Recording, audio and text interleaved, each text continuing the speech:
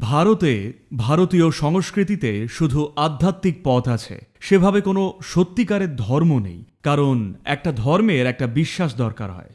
কেমন?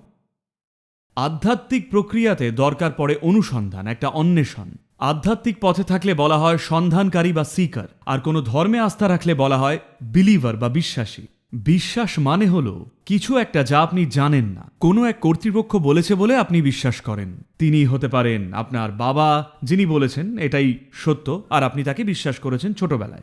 আবার হয়তো কোনো পুরোহিত হতে পারেন বা আরও বড় কেউ, অথবা কোনো বইতে লেখা থাকতে পারে, আপনি বিশ্বাস করেন কারণ সেটা কোনো অথরিটি থেকে আসছে। কিন্তু এই সংস্কৃতি, এই প্রাচ্যের সংস্কৃতি হলো এখানে কোনো অথরিটি নেই, সত্যই একমাত্র অথরিটি।